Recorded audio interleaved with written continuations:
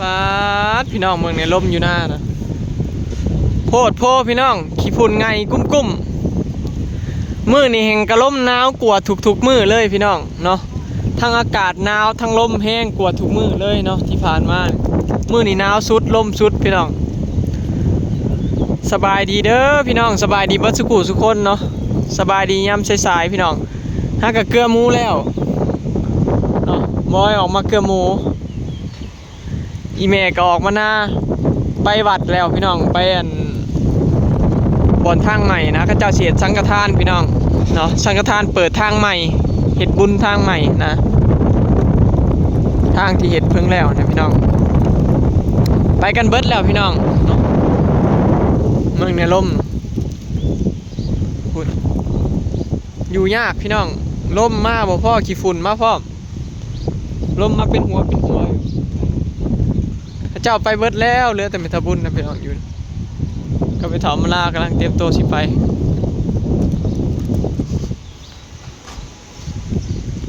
มาลากินข้าวแล้วนะเมืองลมจะอยากปิวแล้วลม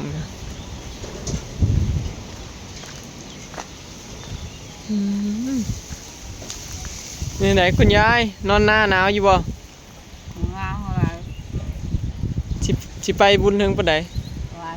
สวยพวกบุญแล้วจะหน่อยลงบุญทั้งประชาเนี่ยก็มาเลยลงบุญสังฆทานพี่น้องบอนหนทางใหม่หั่นแหละนี่ออกไปไกล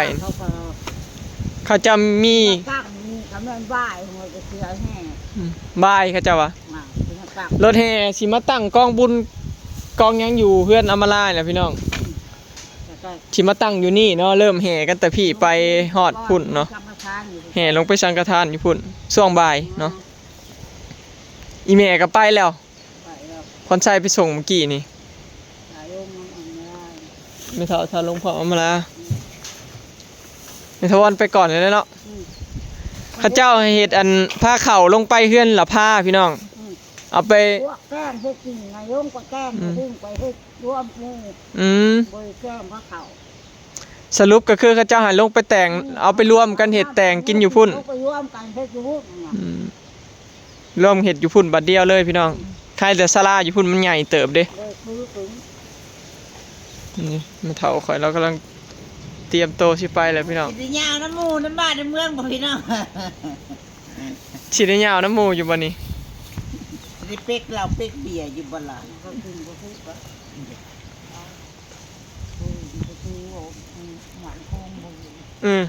แม่อดเอา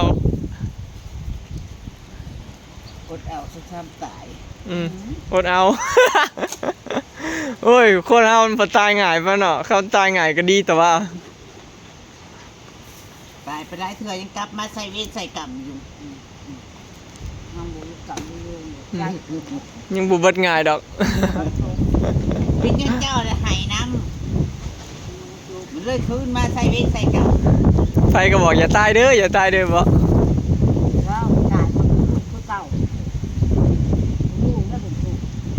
อีแมงอุ้มร้านหล่อเต้ทั้งไห่ทั้งห่ออุ้มร้านไห่อยู่โอ้ยมาล้านตาแล้วอีแมงอุ้มร้านหล่อไห่ห้องทอกแตกอยู่พี่น้องเห็นบนในคลิปพอตามีนะเป็นย้อนมะกระโพดเอื้อยนี่แหละพะย้อนไหนมันไปขายมะกระโพดนี่แล้วโอ้ยแลนไปว่ากระโพดแตกสะอยู่แบบไม่ใช่เป็นเนาะพี่น้องเคยนั่งเผาเลยพ่อน้องบ่อยยังรถตกคุ้มตายขึ้นรถจักรตกคุ้มมันชี้ยากบอกคันเป็นมันง่ายแล้วอุบัติเหตุเนาะแวบเดียวเท่านั้นจักไว้บ่ไว้แล้วเนาะก้อยห้ำยังบ่แล้วซ้ำทางนั้นเรียบร้อยแล้วเมืองพี่น้องลมนะสวยไหมยังฮักกับข่อยได้นี่นะกี้นี่เขียวคิ้วปิ้วชอบอยู่ไทยก็เป็นนะแม่อากาศฮอตอยู่ไทยก็หนาวอยู่บ่พี่น้องเนาะที่โทรมาอยู่แชทมาบอกอากาศเหมือนกันหนาวเย็นเหมือนกัน บ้านเฮาหลดหนาวจนสิฮอดเดือน4แล้วนี่สิฮอดเมษาแล้วเออ ฮ้อนดำมื้อ ปีนี้นั้นหนาวเฮิงอีหลีพี่น้อง จนสิฮอดเมษาแล้วนี่ มีเงินมามันนาผู้เจ้าแถมเงินกลับไปนอนบ้านแล้วบ่ฮะกลับไปนอนบ้านบ่ เพิ่นเข้านอนบ้านน่ะเด้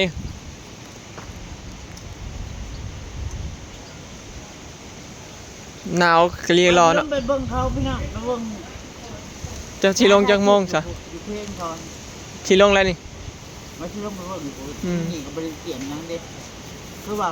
บัดช่วงเขาสิแห่จังขึ้นมาเฮ้ย เพราะบ้านเพิ่นก็บอกว่าบ่ต้องให้เตรียมหยังก็แสดงเพิ่นบ่เป็นไดอ่ะ บ่ได้มีหยังดอก เอ อือ อาจจะกินน้ำ มีแต่กินน้ำกินในแล้วก็เตรียมแห่ไปซื้อแล้ววะบ่เห็นนะครับ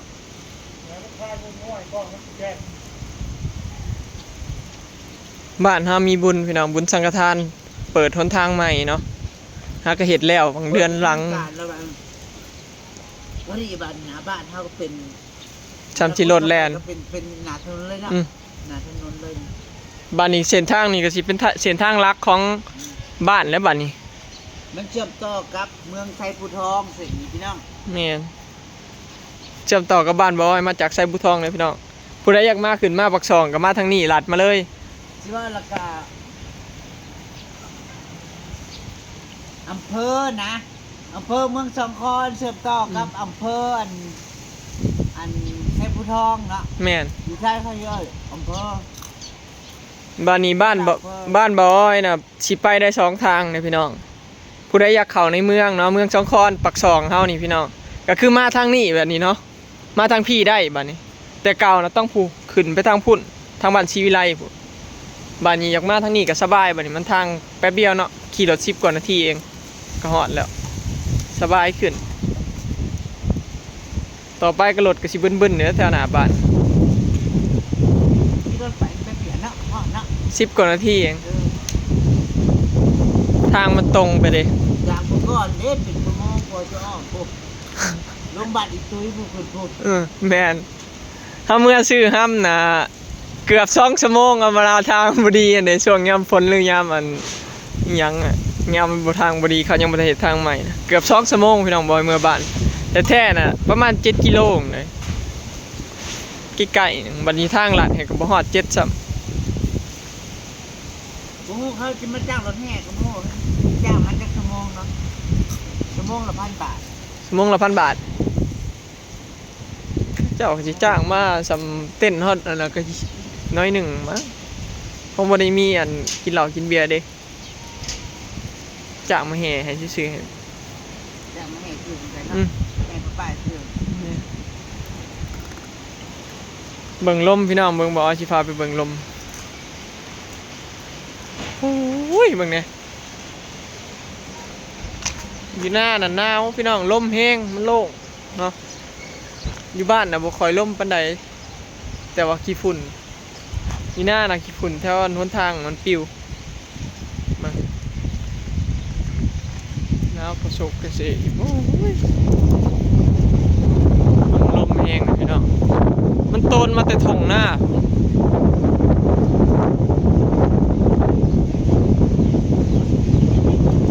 มาสังกะสีจนเพิ่มพี่น้องอยู่ไทยกันลมหนาวแห้งนี่อยู่บ่พี่น้องอากาศหนาวคือบ้านเฮาอยู่บ่เนาะทางนี้น่ะหนาวแห้งเลยป้าตัวย่างมาแถวอันใกล้ทางหน้าแห่งกระล่มพี่น้องเห็นยังยายบ่หนาวบ่คือมานั่งตรงลมนี่จ้ะนั่งเฝ้างัวบ่เฝ้าสวนบ่กินฮอดร้านน้อยอยู่กินฮอดอยู่เหรอมันลมก็เลยบ่ได้พาร้านน้อยมาเล่นน้ำเพิ่นพี่น้องกินฮอดจักมื้อละร้านน้อยมื้อปะ3 มื้อแล้วจื้อพี่น้อง3 มื้อแล้วมื้อนี้มื้อที่4เนาะมันลมเลยบ่ได้ออกมาเล่น จะอุ่นหอนจะอุ่น ฮอนบ่ออกมาพี่บ่ จับหัวไม้ไป อีเงินมึงออกมานำไผ มาแล้วหอนเนี่ย มาฮอนแถวหน้านี่เคยอยู่หน้าเลยออกมาหน้าบ่นี่ จับหัวหอน เคยนอนหน้าได้3 เดือนนะเฮ้ยมาฮอนอยู่หน้าบ้านนี่ มันจะหอนเนี่ยนี่ เออ จับหัวไม้ไป เนี่ยพี่น้องบรรยากาศยามเช้าก่อนสิมีงานบุญเนาะช่วงสาย เจ้าบ่ได้ไปเต้นรถแห่บ่ตอนบ่ายพังบ่บ่อยากเต้นรถแห่บ่ไปตีมีผู้เฝ้าเที่ยงอยู่สาวซีได้เฝ้าไปแล้วกันอยากเต้นก็เขาสิมาตั้งอยู่ในเฮือนนี่นะพี่น้องตั้งแห่อยู่นี่ไปฮอดวัดฮอดอันหนทางพุ่นเด้ฮอดศาลาสามชีเต้นสามชีฟ้อนเนาะอีแม่ก็ไปเรียบร้อยเลยพี่น้องหาวต้องใช้สิเต้นรถแห่จนค่ำแล้วขนาดนี้ไปเรียบร้อยแล้วไปแต่งผ้าขาวเตรียมกับข้าวให้พระแล้วมาจังแล้วเขาก็มาเตรียมแห่รถแห่แล้วผ่าสันเข่าแล้วกินข้าวแล้วเพิ่นก็ขึ้นมาเตรียมฟ้อนรถแห่ลงไปแล้วพี่น้องมันลมอะวงปั่นกระแลมยังบ่ได้เทาะเด้อยังปั่นกระแลมอยู่พี่น้องภาษาสีหนาวสำได้ก็ตามปั่นกระแลมต่อเก็บไว้ในตู้ปีนี้นะเป็นปีที่ภาษาสีบ่ค่อยได้ขายกระแลมหลายพี่น้องเพราะว่าอากาศหนาวทั้งปีเลยเนาะตอนเมษายังหนาวอยู่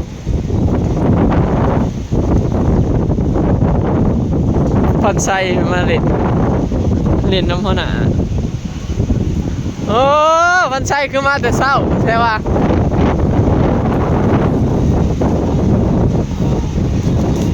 ผ่อนไส้คือมาแต่เช้าแท้มื้อนี่ฮะไปเต้นรถแห่บ่ไปเต้นรถแห่บ่ตัวหนาวก็ยังปั่นเนาะ